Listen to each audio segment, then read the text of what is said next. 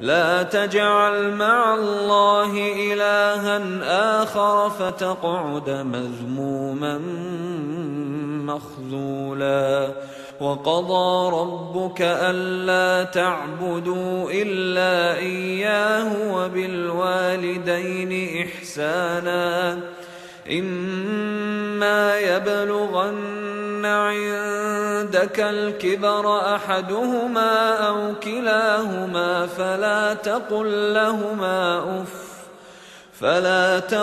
لهما أف ولا تنهرهما وقل لهما قولا كريما واخفض لهما جناح الذل من الرحمة وقل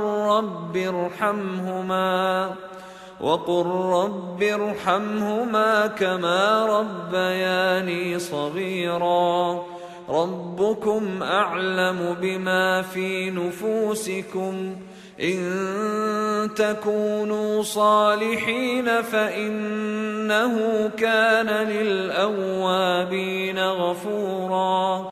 I'm not very startled at times to find that people with short thobes and flowing beards and faces covered, that sometimes you find vile, vulgar, repulsive language coming out of their mouths and even cursing and swearing towards their parents. It's not surprising. It shouldn't be something surprising because the whole culture breeds this concept of separating oneself from one's parents. That I am a man in my own right. Who are they to tell me what to do? What influence do they have upon me? And we can see the fitna and the fasad that begin to take place, that in the disguise of quote unquote Islamic practicing, that my father is no longer my wali. On what criteria? He doesn't pray. He's not a good Muslim according to you. So now you are scot free to bypass your father and to marry whomever you want. And if you go and study the fiqh of zawaj and the role of the wali, that discussion may take place about, etc. Does the person establish the prayer? It does exist there. But a large portion of the ownership of the wali remains upon the experience of life. The father will never choose a person who's going to be corrupt or a person who's going to be not having the interest of his daughter at stake.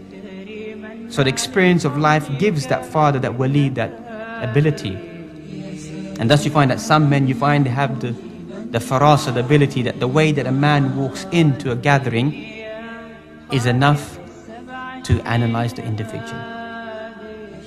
And you can see what I'm referring to. If you find a young Muslim boy with his pants hanging down below and walking in and strolling in, you can just, in 10 seconds, analyze what the lifestyle and the behavior and the character of this individual is.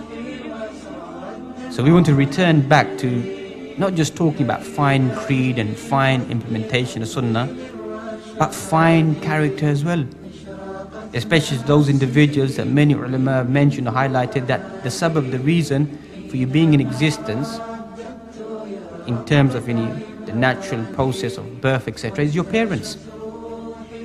So something has to be returned back to them.